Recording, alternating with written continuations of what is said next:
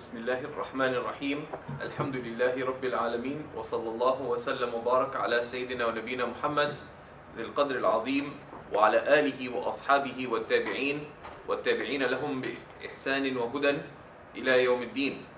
Alhamdulillah, in our sessions on Imam Ghazali's Beginning of Guidance, we've reached the section where he describes how to structure one's day. And we looked last at what the adab, the proper manners are of dividing up the beginning of one's day after sunrise. So he discussed at length how to spend Fajr time, how you wake up, and then what you do at Fajr time, which is a critical time because that's one of the times of daily spiritual investment, right? And if you begin in a blessed way, the rest of your day will be blessed. And then he tells us about how to best spend one's time from sunrise to midday. And the consideration isn't simply what you have to do during the day, but rather how do you spend your day in a manner that maximizes the good for you, the good of this life and the good of the next. So he told us, if you remember, that the best thing, so the Fajr time is a time primarily for devotion. But after sunrise, the best thing you can do is to seek useful religious knowledge. And we said that this does not necessarily mean that you spend the whole morning seeking religious knowledge, because that depends on one's circumstances. But to use some of the time in seeking beneficial religious knowledge, and that may include, for example, before going to work, to have a routine, even if brief, of some religious study. So sometimes people say, I don't have time to take that class. Well, you don't have to take the whole class at once. A class that's, let's say, an hour long, you could listen to it over 4 days or 5 days, 15 minutes a day. And then even review it. Review critical parts. It's not a religious review, especially. You don't have to review the whole thing all at once. Right? You could say, okay, I kind of know this part, so you could skip forward and backwards in your review. So the first thing you do is seek beneficial religious knowledge, even if a little. Now some people ask, well, I head out to work early. So let's say, especially in some times of the year, Fajr, maybe sunrise may be closer to 7 a.m. and that's when you head out to work. So you could begin your morning routine before sunrise, if necessary. So you could use some of the time during Fajr time to seek that beneficial knowledge, because you'll be heading off to work. So the first thing is seeking useful religious knowledge. The second is worship. And after sunrise, it's a question on supererogatory worship. Supererogatory worship, because seeking religious knowledge is in itself of greater reward than engaging in worship, because it gives you the tools by which you can engage in worship. And if you are engaging in worship, gaining beneficial knowledge enables you to engage in the worship you are engaging in at a higher level of excellence, or with greater sincerity, and with more complete turning to Allah subhanahu wa ta'ala, or at least with less heedlessness. Because that's the understanding that Imam Ghazali explained of beneficial religious knowledge. And also, beneficial religious knowledge enables you to be able to benefit other people as well, which is a major consideration. the third thing Imam Ghazali said is to look at how you can spend your time in good works. And if you have the White Thread Press translation, we're on page 54, to engage in good works. And this encompasses how you plan to spend your time at work. For example, even on the commute, if you have this intention that I'm going to my morning, I want to spend it in good works. So you should be the person, if someone drops something, you hasten to pick it up. To uphold good character in what you do. Right? You go make yourself coffee.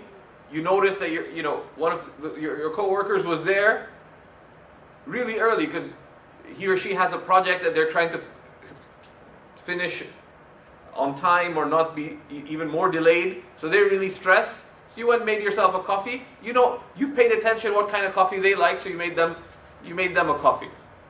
Or you grabbed a snack for a co-worker or for someone else. So these little actions, they're considered acts of great good that are from good works. So these are not alternative ways you spend your day necessarily, but even in your day, you have something of seeking beneficial knowledge. You have something of worship. So you've already planned how and when you make the duha prayer in the morning.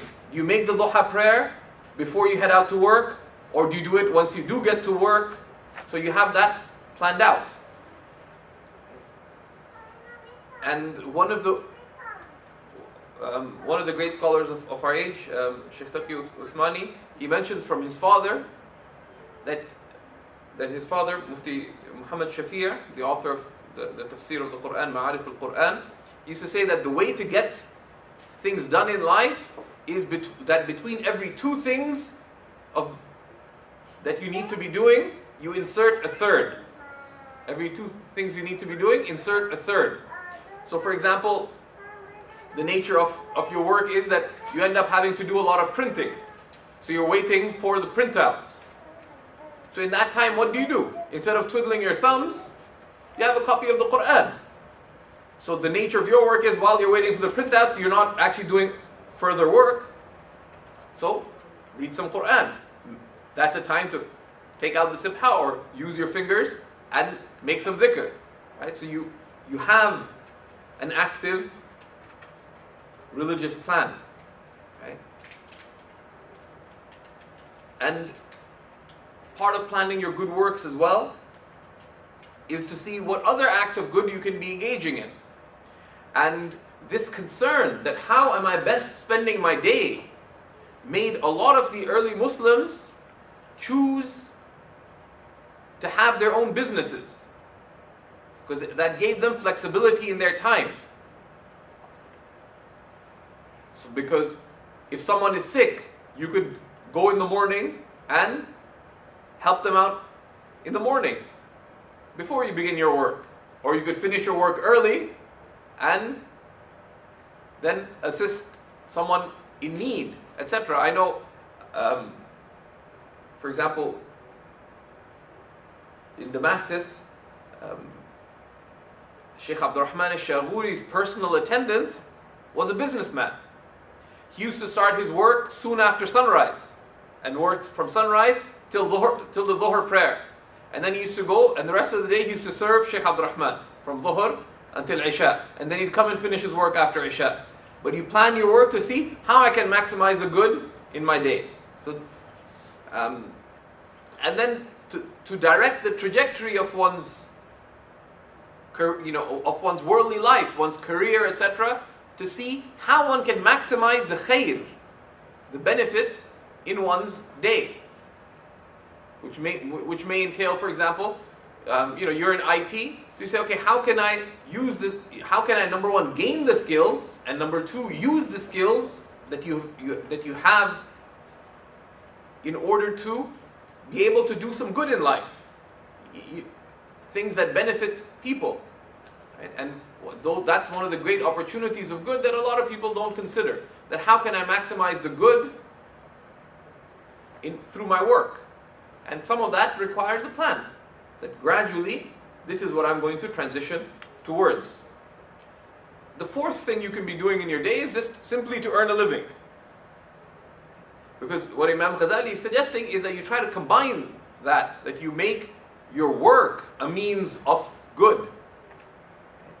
And that sometimes requires a gradual transition. Or in your work, how you can structure things so you can be engaging in good alongside it. So Imam Junaid al-Baghdadi, for example, he was a merchant. But they say he used to pray about 200 rak'ahs in the morning during his work. And that's a way of combining between good.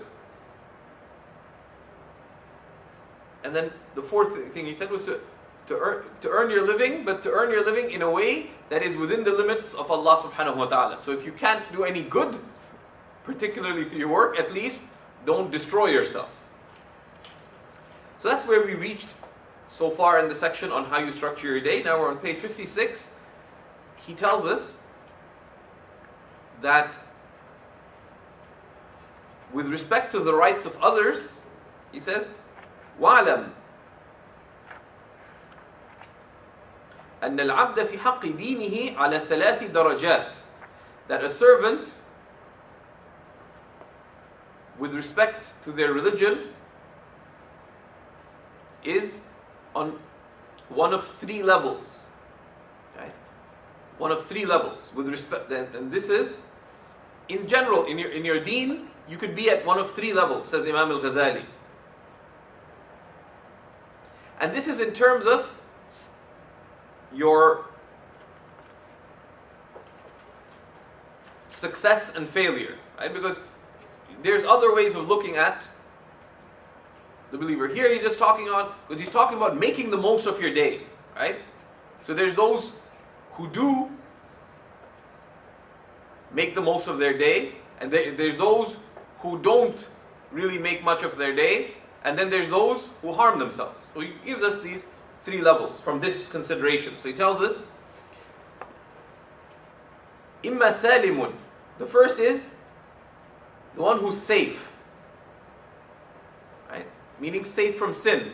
وهو المقتصر على أداء الفرائض وترك المعاصي. And that's the one who finds sufficiency in doing the basic obligatory actions and in leaving sin. Right? So they get by. And this, some refer to this is a salvific minimum. Right? They just want to get by. And getting by this is inshallah a means to safety. Because it's the divine promise that if you do what Allah has made obligatory upon you, Allah will grant you eternal felicity. And that's not, this is great good. مَنْ أُدْخِلَ الْجَنَّةَ فَقَدْ فَازَ. Whoever is entered into paradise has succeeded. But but by the standards of excellence, you could have attained much more. So that's why the second level, so this is the one who passes. Then there's the one who's successful. He says, أَوْ رَابِحٌ. Right? The one who profits, meaning they earn eternal profit. وَهُوَ الْمُتَطَوِّعُ بِالْقُرُبَاتِ وَالنَّوَافِلِ. And they're the one who voluntarily performs devotional acts and voluntary deeds. Right? Mutatawwi', tatawwu', it's the one who willingly performs supererogatory actions. And it's called tatawwu' because it's min taw'i nafsihi. One does it willfully. You didn't have to do it. If you didn't do it because of the fear of going against the divine command, but rather you did this out of hope in Allah subhanahu wa ta'ala's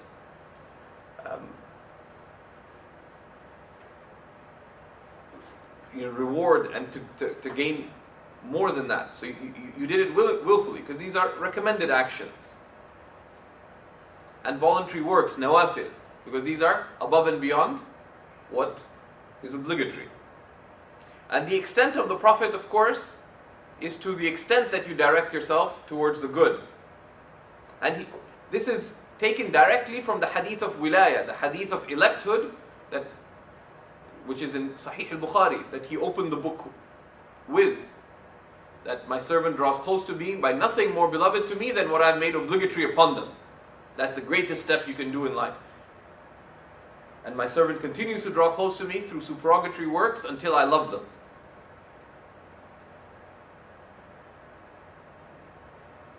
And of course there's an implication in that hadith. Right? There's a third category being mentioned in that hadith by implication. And this is why the ulama say that if we understood the Qur'an and the words of the Prophet ﷺ like the companions, we wouldn't need commentary, because they understood. Like when one of the companions, they heard that hadith mentioned by the Prophet ﷺ, immediately they knew the third category, because the hadith explicitly mentions those who do the obligatory, and it mentions those who attain Allah's love by doing extra works. But there's a third category that is also being mentioned, not explicitly with the ibara, but through indication, which is the one who's a failure, which is al khasir, the one who is a loser, وهو المقصر عن اللوازم, and they're the one who falls short, right? Who has deficiency in what is incumbent upon them, meaning the obligatory acts. And it's also very noteworthy because a lot of people, they don't appreciate this point, that if you look at Imam Ghazali here, the expressions that he's using, these are all Quranic expressions. Right?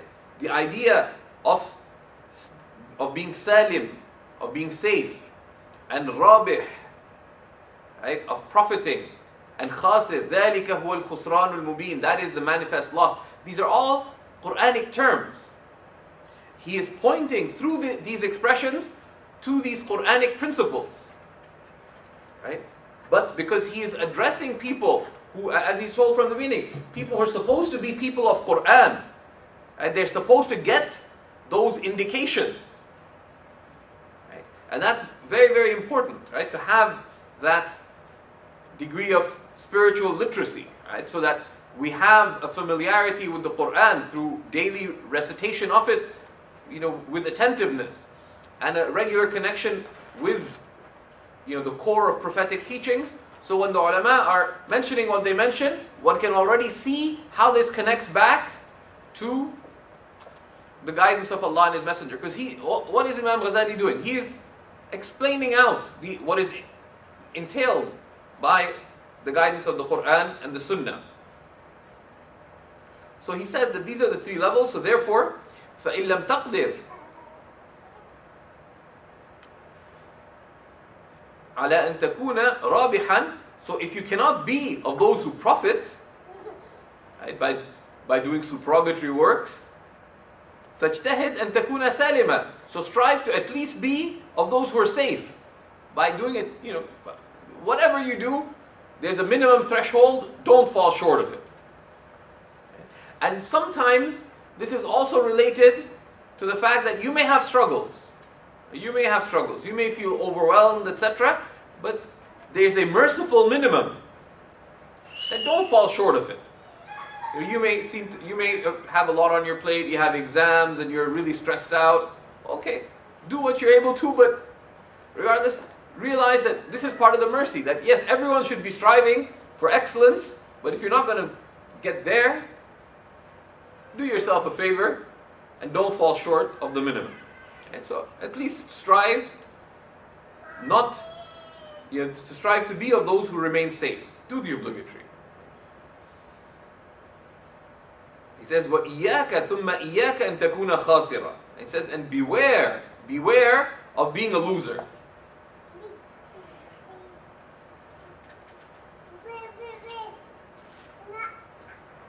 So this is with respect to one's deen and one's relationship with Allah subhanahu wa ta'ala. And he says, وَالْعَبْدُ فِي حَقِّ سَائِرِ الْعِبَادِ لَهُ ثَلَاثُ دَرَجَاتٍ. And the servant, with respect to their fellow human beings, is also at 3 levels.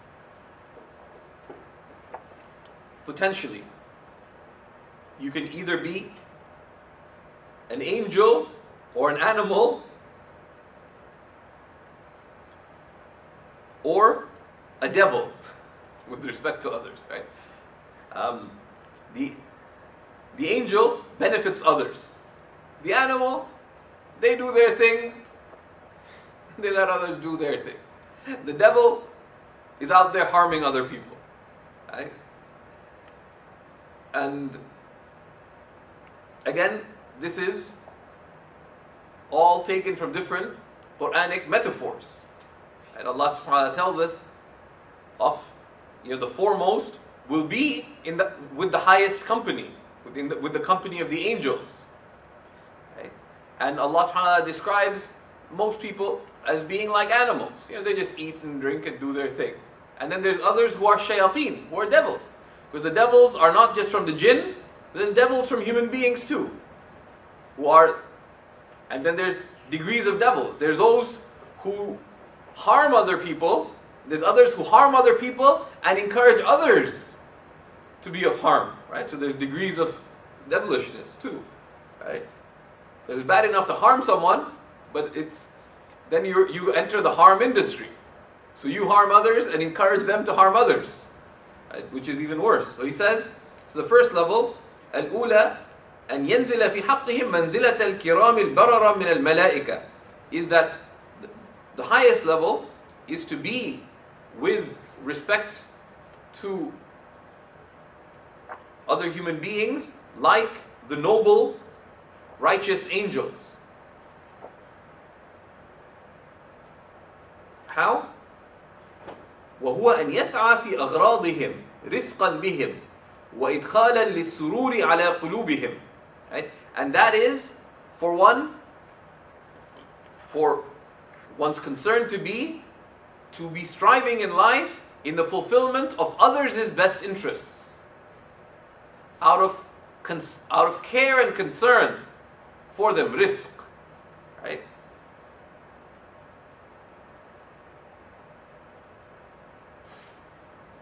وَإِدْخَالًا لِلسُّرُورِ عَلَى قُلُوبِهِمْ, and to bring happiness to their heart. And we know that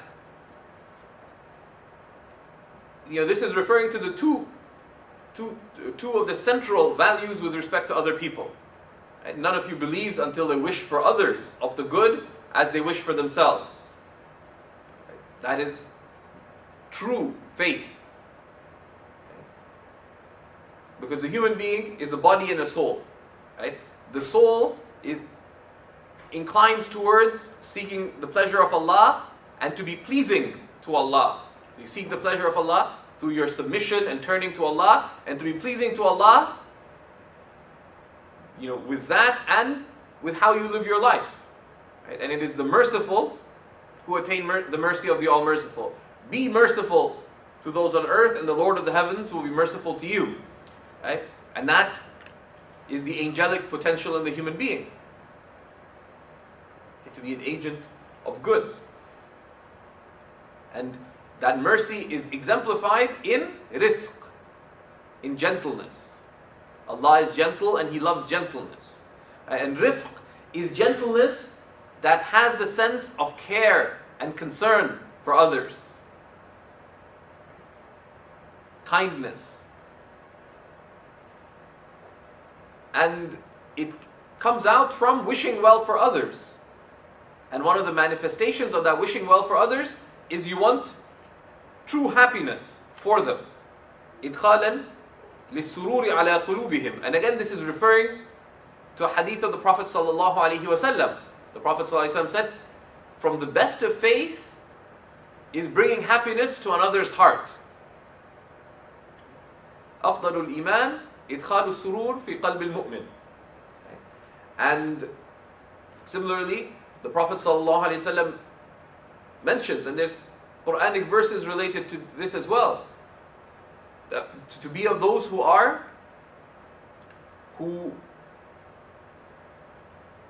tend to broken hearts, right? That someone who is sad, that one tries to lift their sadness. Someone who's in distress, one lifts their distress because that brings happiness to them. There's many hadiths on that. So he's referring to those central religious principles. And this, of course, shows that that righteousness has two aspects. It is fulfilling the rights of Allah and striving to do so with excellence, and fulfilling the rights of Allah's creation and striving to do so with excellence. Right? So this is excellence. If you can't attain excellence, then at least don't harm them. So the second level is أن ينزل منزلة البهائم والجمادات. Right? If you can't be angelic, then be like animals or inanimate objects with respect to them. Right? Meaning, don't hurt them. فلا ينالهم خيره لكن يكف عنهم شره. That you may, such that though you may not be benefiting them in any way, don't hurt them in any way. Hold back from their harm. And this is the least of good conduct. The least of good conduct or adab is أَلَّا تُؤْذِيَ أَحَدًا, is don't harm anyone. Because they say adab has 3 levels. The first is don't hurt or harm anyone. The second is that you do good to them. And the third is to be a person of excellence to them. And this applies to any rights. How do you fulfill the rights of your neighbor?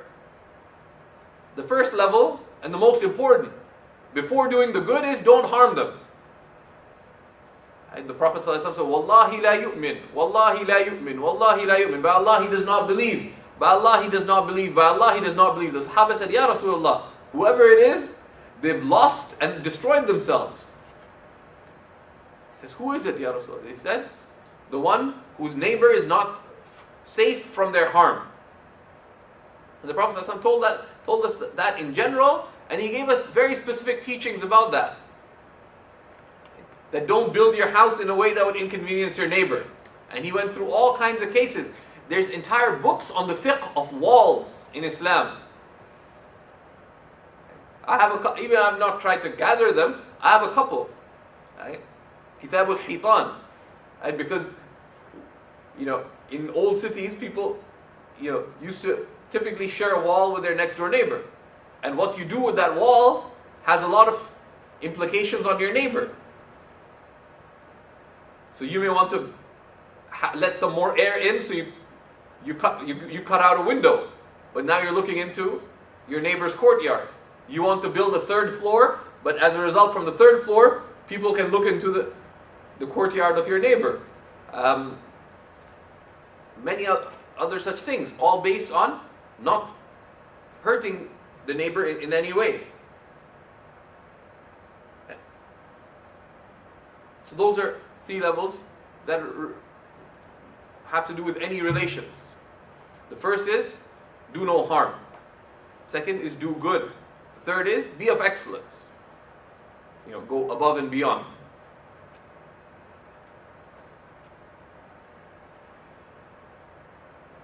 The third level, and this is of course in descending order, أن ينزل في حقهم منزلة العقارب والحيات.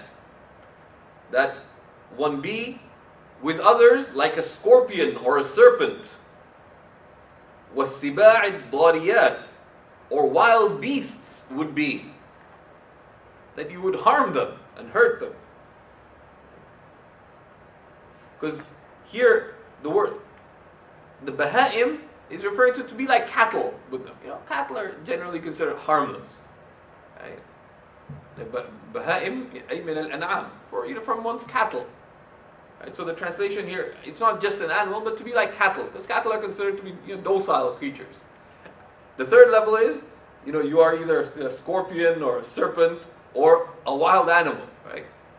Because people are scared. You see a cow walk by, most people aren't too scared. But, a raging bull comes down the street, like a wild bull, right, or a boar, a lion, people would flee. Right? لا يرجى خيره ويتقى شره, such that no good is hoped for from such a person, and everyone's wary of their harm. And this harm is not just outward, tangible harm, right? That you hurt people with your actions, but it is also through having su'ul khuluq with them, through having bad character with them. Right? So that, you may not steal, you may not cheat, you may not deceive, but you hurt people's feelings. Right? You look down on them, you have envy, you sow dissent amongst people, just by the way you favor some over others. Okay? So this is both outwardly and in your character. So Imam Ghazali says, and he's being very, very practical here, right? That فَإِن لَمْ تَقْدِرْ عَلَى أَن تَلْتَحِقَ بِأُفُقِ الْمَلَائِكَةِ, that if you cannot be at the horizon of the angels, right? And he uses the term horizon because these are the sabiqeen, these are the foremost, right? So when you look out, right, these are the people who are way, way out there, well past everyone else, right? You're on the horizon, right? You're far ahead of anyone else. So you can't reach the horizon of the angels. فَاحْذَرْ أَن تَنزِلَ عَنْ دَرَجَةِ الْبَهَائِمِ وَالْجَمَادَاتِ. So beware of not going below the level of cattle and inanimate objects. That if you can't be an agent of good, at least be harmless, right? And of course, he's trying to stir, would you be content just to be like a docile cow, right? Like, إلى مراتب العقارب والحيات, right? But certainly don't descend down to the level of scorpions and snakes. Right? And he said, فإن رضيت لنفسك النزول من أعلى العليين فلا ترضى لها بالهوى إلى أسفل السافلين. He said, if you're content for yourself to come down from the highest of levels, and of course, the implication is, seek the highest of matters. Like, why are you selling yourself short? Then at least don't descend to the lowest of low. لَقَدْ خَلَقْنَا الْإِنسَانَ فِي أَحْسَنِ تَقْوِيمٍ. We have created man in the best of forms, with the highest of potential. ثُمَّ رَدَدْنَاهُ أَسْفَلَ سَافِلِينَ. Right? But we return them down to the lowest of the low. And part of that is that Allah has given them the potential for both. فَأَلْهَمَهَا فُجُورَهَا وَتَقْوَاهَا. Allah is the one who's inspired to the human soul both the capacity for corruption and for perfectedness. قَدْ أَفْلَحَ مَنْ زَكَّاهَا. Successful is the one who purifies it and fulfills its potential. وَقَدْ خَابَ مَنْ دَسَّاهَا. And the failure is the one who allows it to be corrupted. Because you have both tendencies within you. Yesterday, or Friday, I was quite tested because I gave khutbah at IMO, and I don't know why, recently there's been a movement of people thinking I'm Guyanese, and just for the record, I'm not Guyanese. But last several khutbahs I've given in Toronto, people have come up and asked me, are you Guyanese?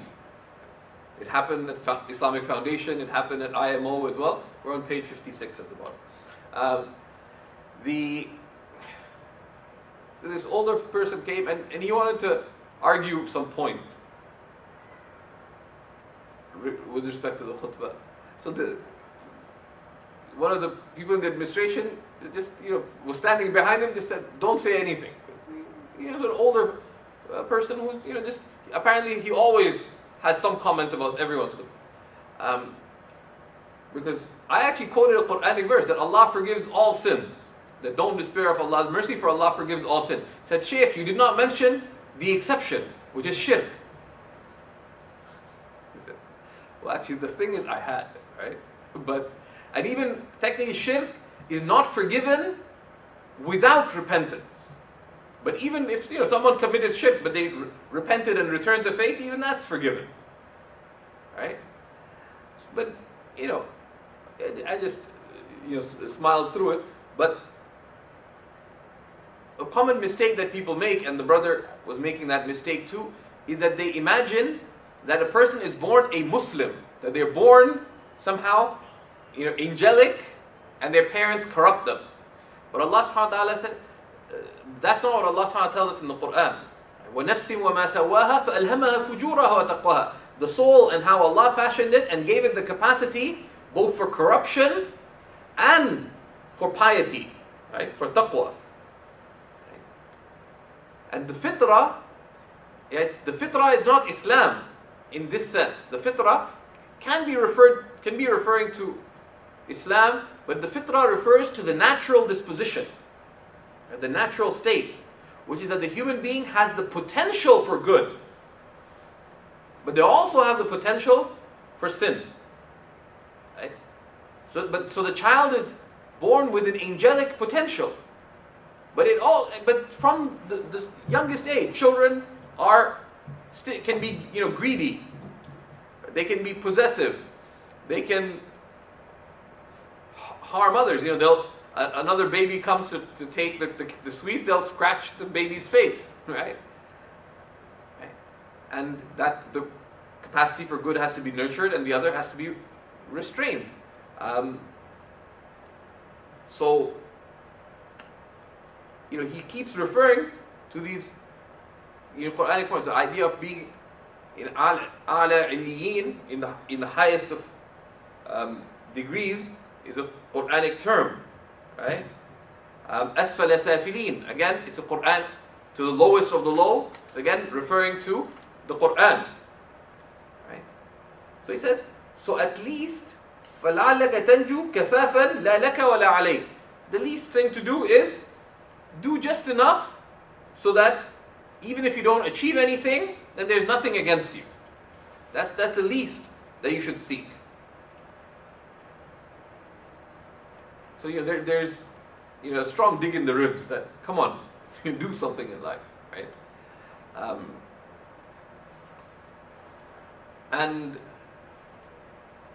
in this, of course, and times of crisis, or even instability in the dunya, are times of great blessing, actually, right? Because it makes a lot of people reconsider that, many people struggle to get a job, this and that. See, okay, what good can you do in life? You don't have a job anyways, so go do something. Right? It's unlikely that you'll die of starvation, so find a way of surviving in which you will be able to do some good. Right? And it's like, and you find far more fulfillment in that. So he says, فَعَلَيْكَ فِي بَيَاضِ نَهَارِكَ أَلَّا تَشْتَغِلَ إِلَّا بِمَا يَنْفَعُكَ فِي مَعَادِكَ وَمَعَاشِكَ.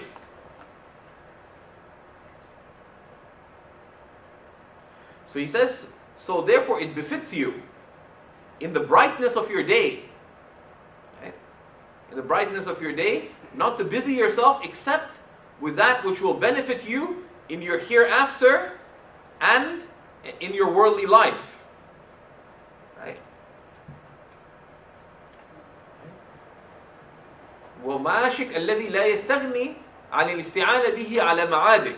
In your worldly life, but in a manner that is needed in order to be able to pursue the good of the hereafter. So the believer is directed towards what? To the hereafter. And what do you do in this life? That which facilitates for you to be able to seek the hereafter. The least of it is to have consciousness of the hereafter. So your conduct in this life does not delay you from your worldly, your eternal interests. Or ideally, everything you do in this life is part of your being directed towards the hereafter. Both these levels that Imam Ghazali is talking about, right, are mentioned in the hadith of Sayyidina Abdullah ibn Umar, that the Prophet and it's there in the 40 Nawawi. The Prophet ﷺ put his hand on the shoulder of Ibn Umar, Sayyidina Abdullah ibn Umar, and he said to him, and he was just a child at this time, he was not around 10 years old, 9 or 10, that كن في الدنيا كأنك غريب, be in this life as though a stranger, أو عابر سبيل, or one journeying. So the least is that you know that this is not your homeland, right? That you're a stranger here, you're on a visitor's visa, right? You'll be moving on, right? So whatever you do here, don't get thrown in jail, right? Don't do anything, right? Don't miss the plane, right? So don't disadvantage yourself in what you do in this life. With respect, because you're moving on. You're just here for, you're a stranger. You're here for a little while and you're moving on. So don't do anything that'll harm your ultimate journey. And do that which will ensure that you will be able to journey on and get to where you're supposed to go. Right? But that's the basic level. That's the one who's safe in life. But the higher level, the one who's successful, أَوْعَابِرُ سَبِيلٌ, or one journeying, that your whole life, everything that you do in life is directing towards your eternal destination. And so everything, إِنَّ صَلَاتِي وَنُسُكِي وَمَحْيَايَ وَمَمَاتِي لِلَّهِ رَبِّ الْعَالَمِينَ. This is the Abrahamic way, right? That say that my prayer and my devotion and my entire living and my dying are all for the sake of Allah, the Lord of the worlds. And they say one of the meaning, my living, it's obvious that everything I do in life is for the sake of Allah. They say, what does it mean that my dying is for the sake of Allah? It's not referring necessarily just to martyrdom, but some of the ulama said that the sign of dying for the sake of Allah is that when you're dying, you could say, Alhamdulillah, I lived my life for the sake of Allah. So you died, that yes, I did my best, or something close thereof, right? So you wouldn't be of those who say, let me go back to do some good.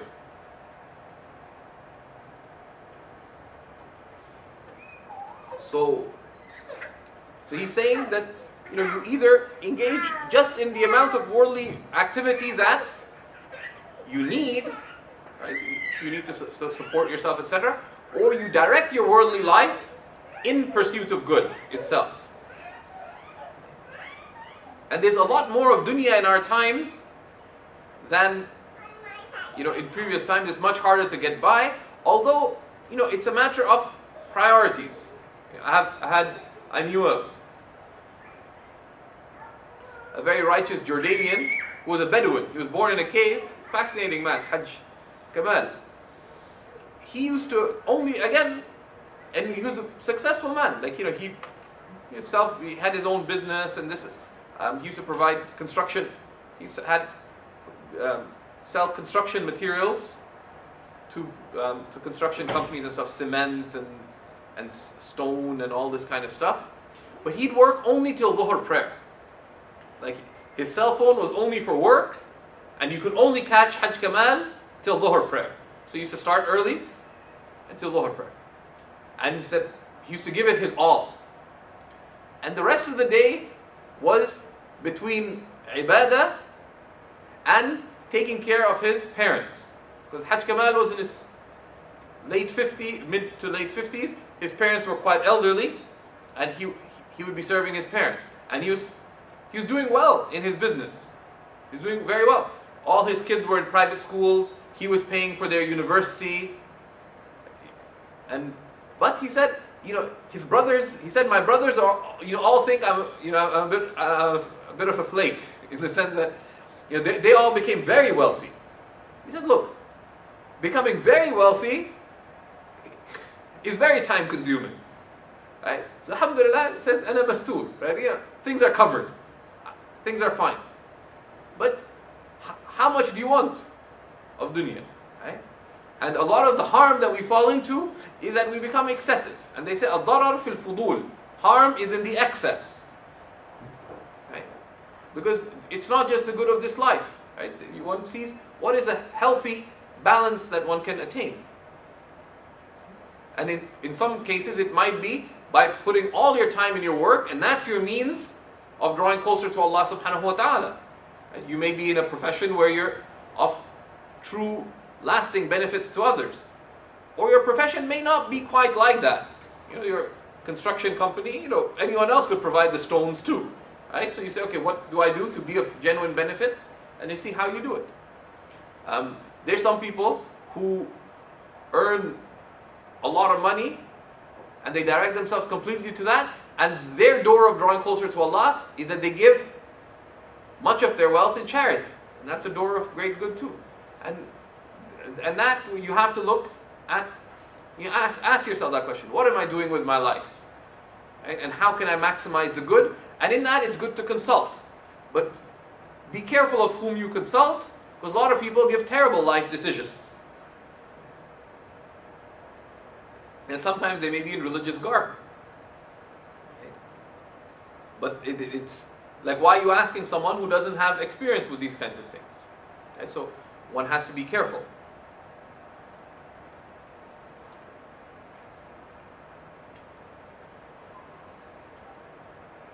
So he says, فَإِنْ عَجَزْتَ عَنِ الْقِيَامِ بِحَقِّ دِينِكَ مَعَ مُخَالَطَةِ النَّاسِ وَكُنْتَ لَا تَسْلَمْ فَالْعُزْلَةُ أَوْلَى بِكَ فَعَلَيْكَ بِهَا فَفِيهَا السَّلَامَةُ.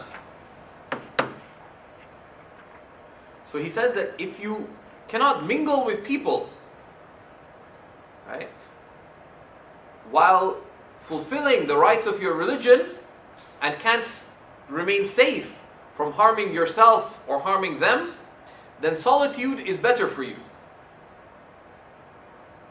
For it is safety. And uzla, the basis of our religion is mukhalatatun nas. Right? But the Prophet ﷺ referred to both these categories. He said the believer who mingles with people, right, through work and through your work and through your social life, and is patient with their harm, meaning that you're patient. You're patient with people and you don't harm others. Such a person is better than the one who withdraws from people. Right? But the withdrawal is sometimes needed. And this withdrawal, however, is temporary. How?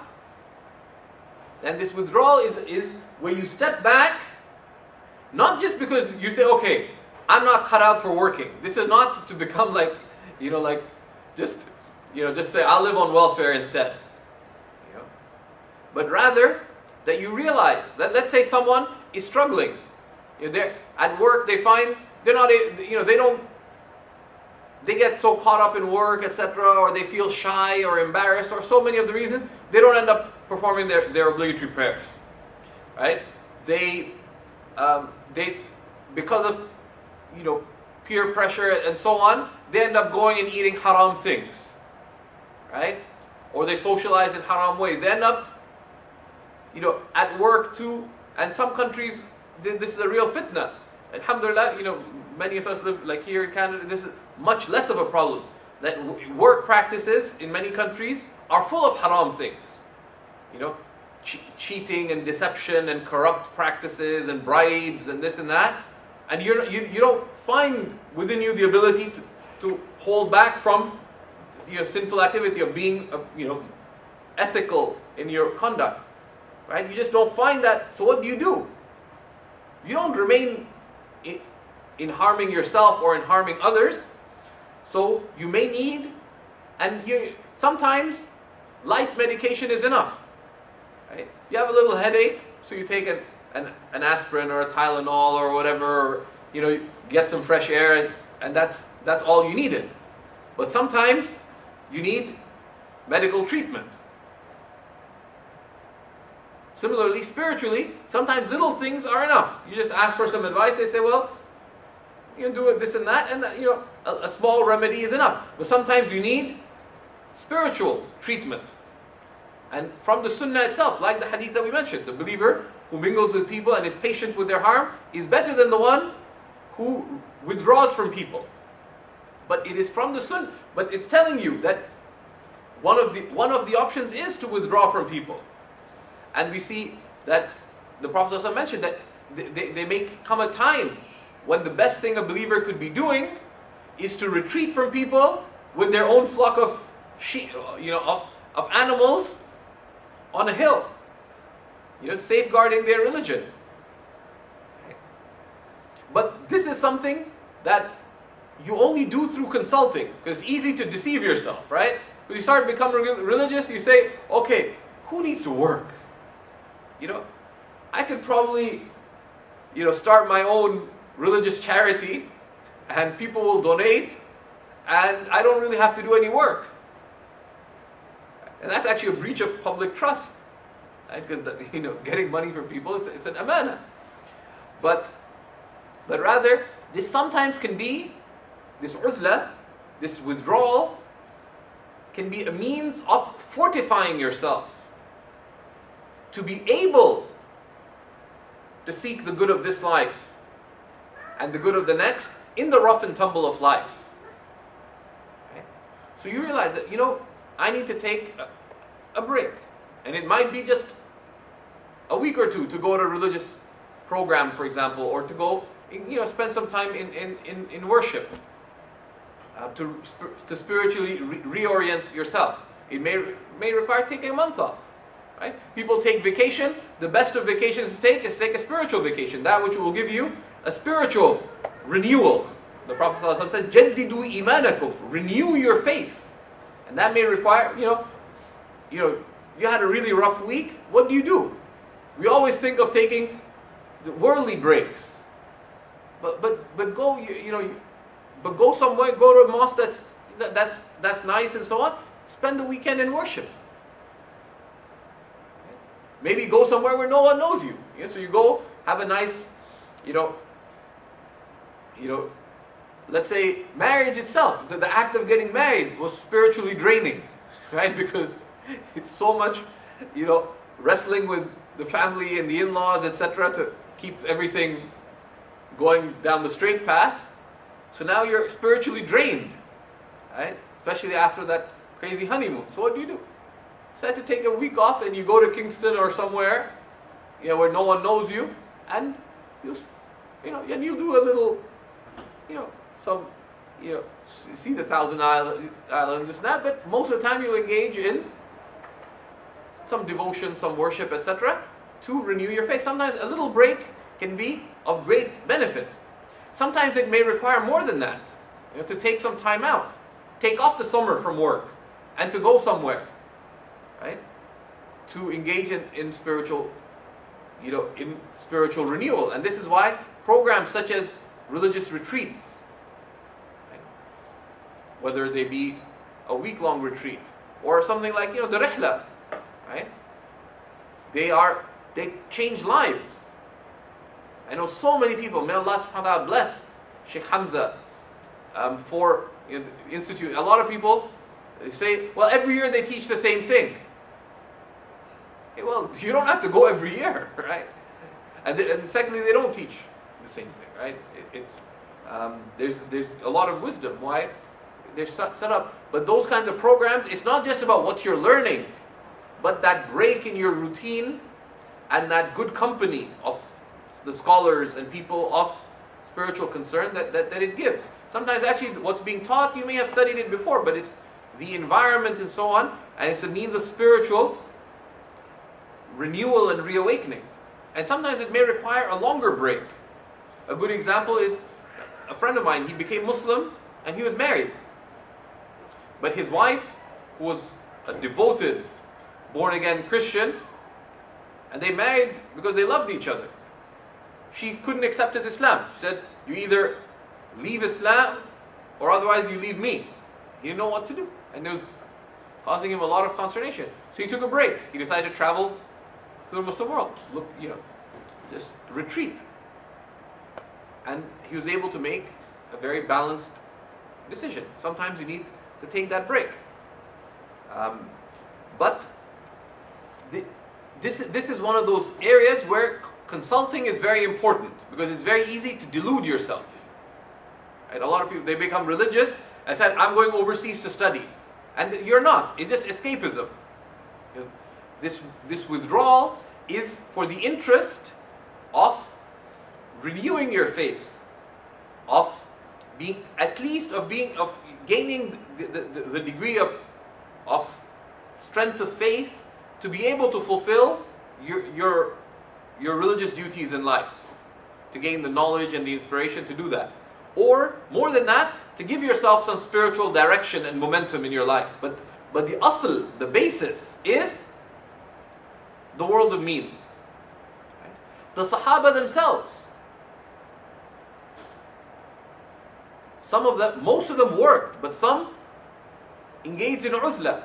They were in a state of temporary or some extensive religious withdrawal. Some of them would, like in the masjid of the Prophet ﷺ, there were the Ahl Suffa, right, at the back of the mosque. Some of them were there very temporarily. Someone would become Muslim, so they wouldn't go back to their people right away, or they wouldn't just go back to their work right away. They'd take some time, to learn their deen, to get some religious direction. So they would be there relatively temporarily. Others would withdraw for a period of time, right? And some remained there for quite a while. So Abu Hurairah, for example, is one of the examples of those who stayed for a long time in withdrawal from worldly activity. But he wasn't chilling out, right? Because he felt that he had missed out, because he was only Muslim 4 years in the lifetime of the Prophet ﷺ. Right? So he felt, look, I need to catch up, right? Because he was trying to be a maximalist, right? So he devoted himself completely. He was wealthy before Islam, and he was wealthy after the time of the Prophet ﷺ. But he devoted himself completely, right? Because this is an opportunity that he didn't want to miss, right?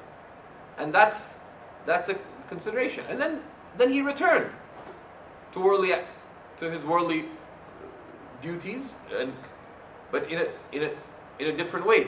But this requires consultation, because this withdrawal, this uzla, which is not it's not just solitude. Uzla has a sense of in'izal, of withdrawing, stepping back from the normal world of means, right? Because it's easy to deceive yourself in that. Ibn Ata'illah gave the golden principle related to this. He said that إرادتك التجريد مع إقامة الله إياك في الأسباب من الشهوة الخفية, that you're seeking withdrawal when Allah has placed you in the world of means is from hidden desire. Because you're not doing it because this is what will get you the good of this life and the next. You're doing it because who needs to work 9 to 5? Come on. Like you're just kind of like you just want to slack off. And that's hidden desire. Wouldn't it be just so much easier if, your parents are wealthy? So I have a couple of friends who are in their 30s and they still don't have any direction in life. They're still just living off their parents. Says, I'm trying to find myself. You're not trying to find yourself. You're just being a slacker. You can't just tell them that straight up, right? Because they kind of have to realize it themselves. But that's being a slacker. Right? That's a hidden desire.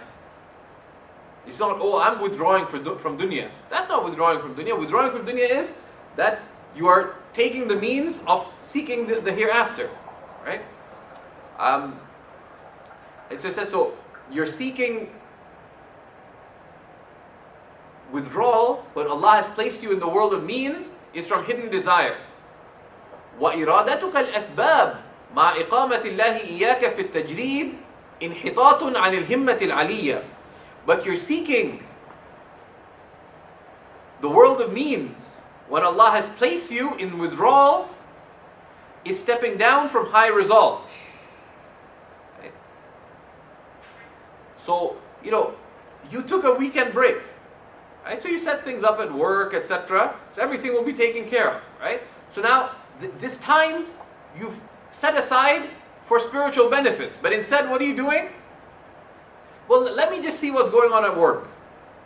So you keep calling to find out what's going on at work. Let me stay on top of things. And you're really not needed. Right? The world will continue without you.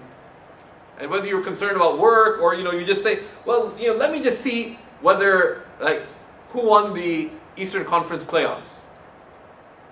Whoever won, actually, you could find out later. Right? That's stepping down from high resolve. Or some people, they decide to take a year off. And they took the means, they saved money, etc. Now they've made the arrangements. They've taken this year off to go learn Arabic, to try to benefit spiritually, etc. They say, and things are taken care of. They say, why don't I work a few hours at the hospital, in Cairo?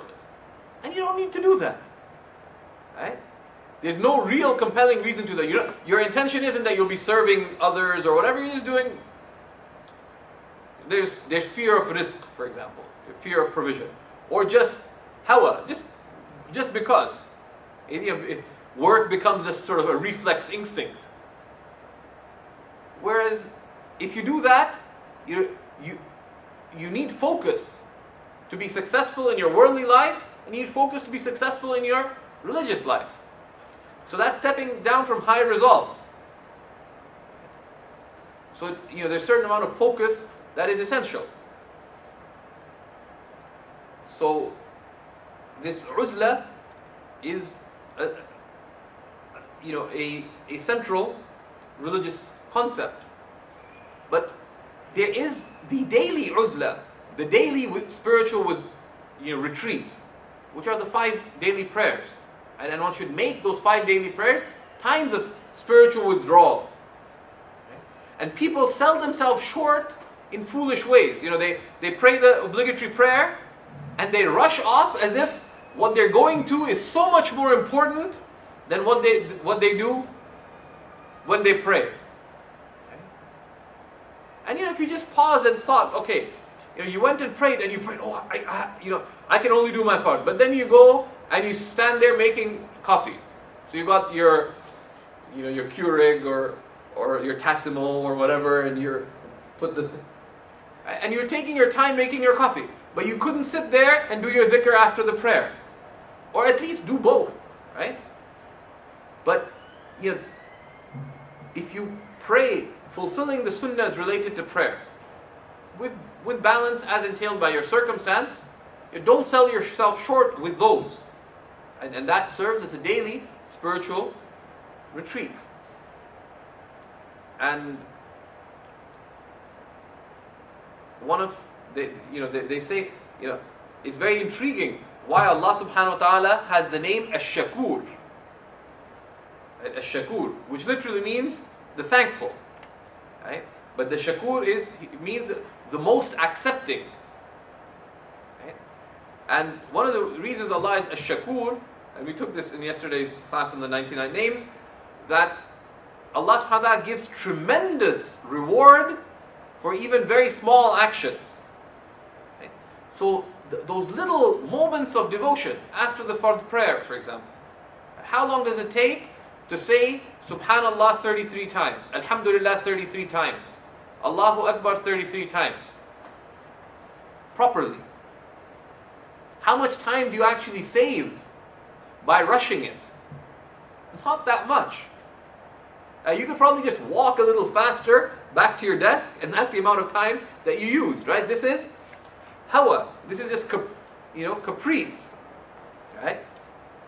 And there's people, sadly, and some of us might be from them, who've never said the tasbih after the prayer with concentration from beginning to end. Where you say each of the tasbihs from the heart, not just with the tongue. So this is part of it. So these retreats are very powerful. Ramadan is coming up, right? Make the most of Ramadan as a time of spiritual retreat. It's not just a time for making 101 Arab dishes, right? And some cultures are particularly spectacular at that. The Qiyam al-Layl of women in many Muslim countries is, they start cooking for the next day, the night before. So the men go for Taraweeh and the women start cooking for the next day. And that's foolishness. Rather, a couple should be assisting one another in seeking spiritual benefit. Right? And they say even when you invite other people, right, one honors the guest, but with simplicity. And simplicity is the sunnah. Right? And one of the things that actually stunts social relationships is excessive expectations. Right? That I have to have the perfect 5-course iftar. Or that, with some cultures that might not be enough. There have to be at least 16 dishes. Right? And as a result, you don't end up inviting that many people. Rather, you make good food, you make a lot of it, and you invite lots of people. Right? And you do it in a way that every day you could invite someone or the other. Right? Not that you do it every day, but that's tark al-takalluf, leaving excessiveness, is from the sunnah. And sometimes it's a question of, okay, instead of making 2 types of dessert, you make 1 dessert. You make dessert in a way that you could serve it over 3 iftars. Right? So you are able to invite more people, and at the same time, you're able to spend the extra, invest in your akhirah. Right? And this uzla is very, very, very powerful, right? And if you're struggling to fulfill your responsibilities in life, take a break. Take a break. It applies to mothers as well. A lot of mothers feel overwhelmed with all the responsibilities that they have. And it's very often not just because they have a lot of things, but because things are a mess. And there's a lack of a spiritual compass giving direction in life. Right? So taking a little break, but not a break, okay, I'll go watch the movies. Like, how's that going to help you? Right? Because you come back and you took 5 hours out of your schedule and nothing's really back in place. But you take a spiritual break, right? To renew your deen. Right? A lot of people feel overwhelmed. Some family member has, let's say, got cancer and stuff. So instead of taking the means of gaining spiritual direction so that you can put everything in context, right? You withdraw from the means of spiritual benefit. Oh, I need to take care of my mom. Yes, you do, but she doesn't need you 24/7, right? That spiritual nourishment helps direct one. So take a break. Don't hesitate, but take a meaningful break, not a slacker's break. Right? Ibn Ata'illah said, "ما نفع القلب شيء مثل عزلة يدخل فيها ميدان فكرة." Nothing benefits the heart like spiritual retreat in which one enters into the fields of reflection. And that's the purpose of withdrawal. The basis is that you deal with people. Right? The basis is that you work, you fulfill your familial and social and societal duties. Right? As Imam Ghazali makes clear, right?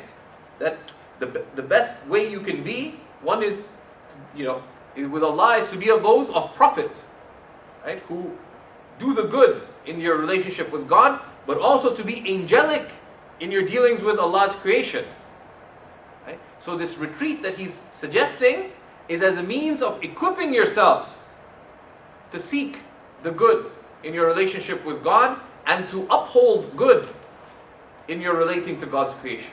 Right? That is the kind of retreat that is praiseworthy.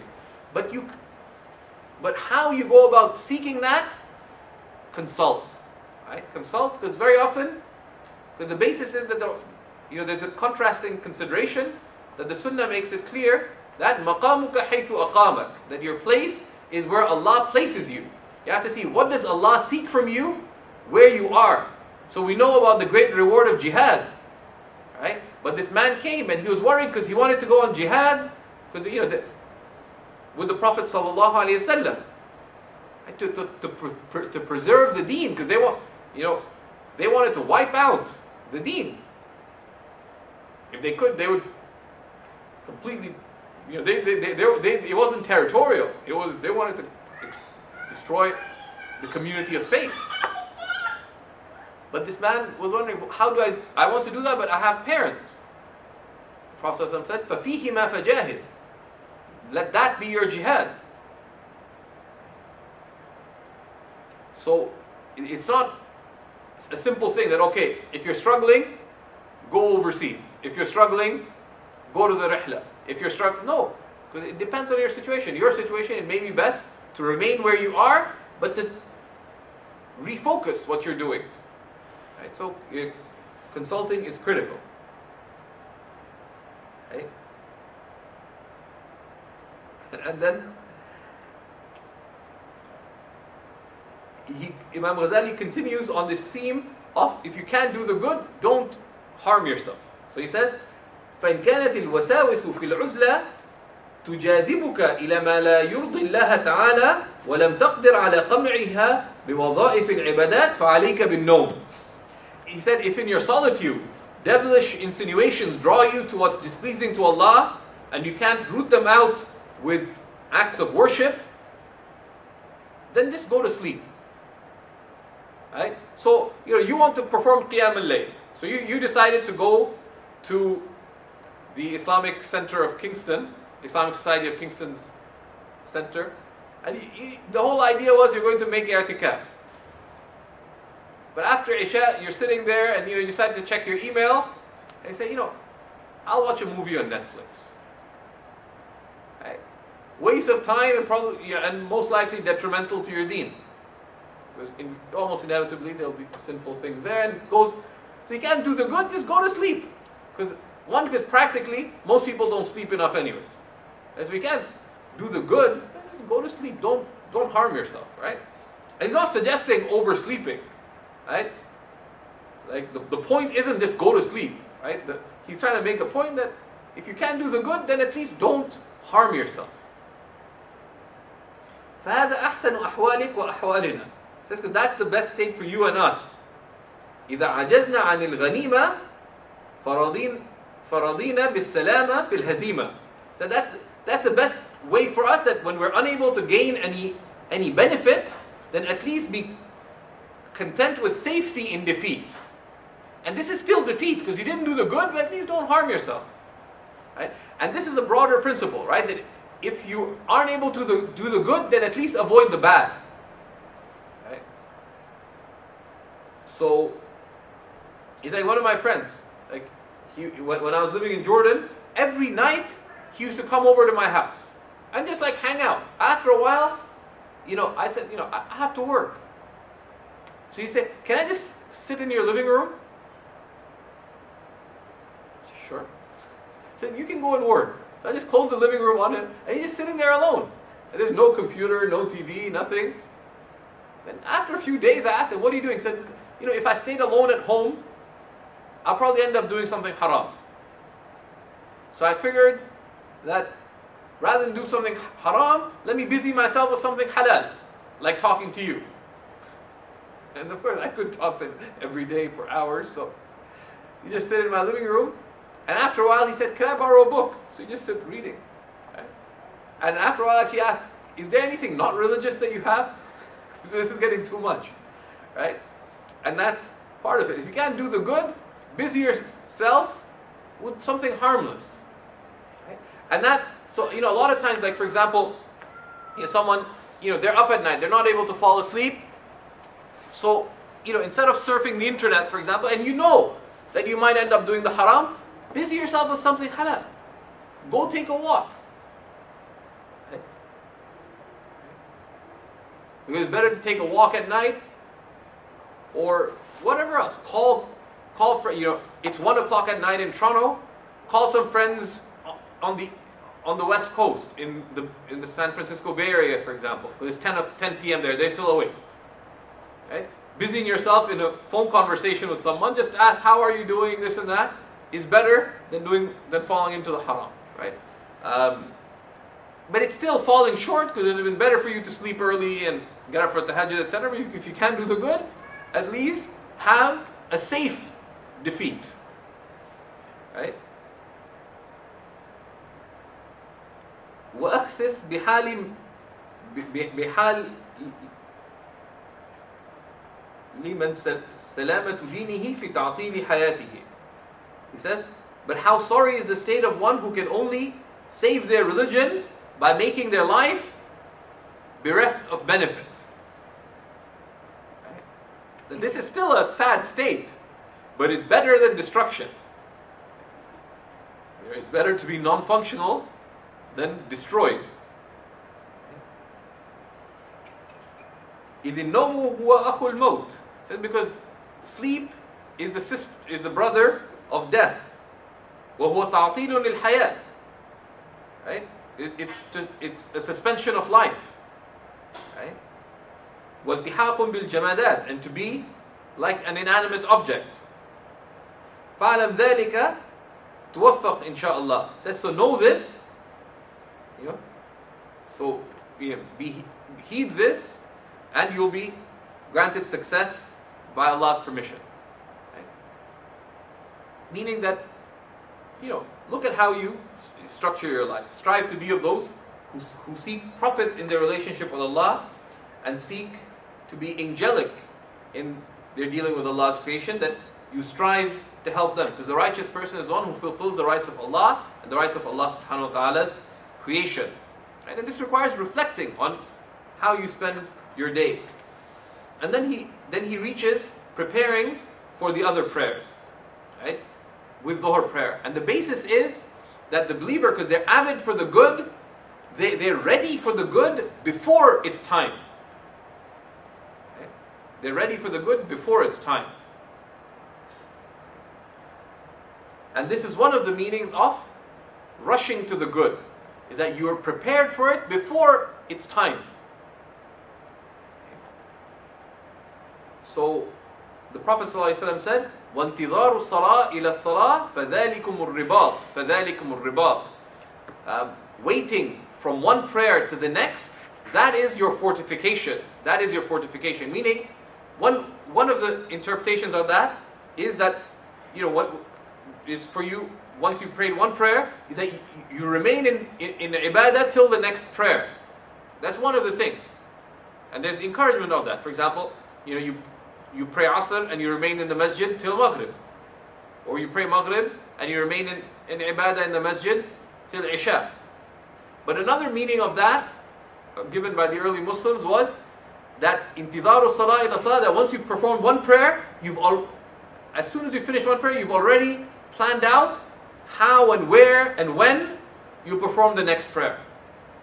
Right? Because in the busyness of life, you may be visiting some relatives, you might be shopping, etc. But you've already said, you prayed Dhuhr, okay, during the shopping, I'll make sure I finish my shopping such that I'm able to go and pray at Isna.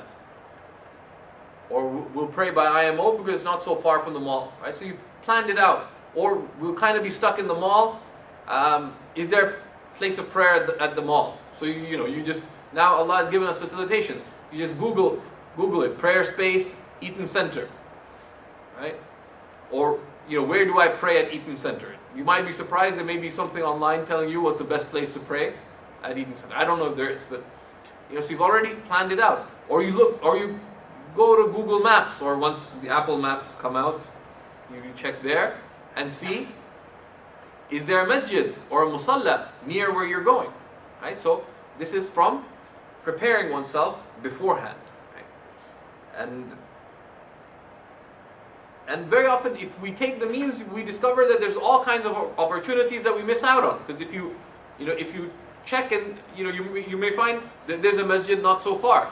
There's a congregation that is established. Many people only find out years after being at a workplace that people pray in congregation there. But had you taken the means of finding out, you would have found out.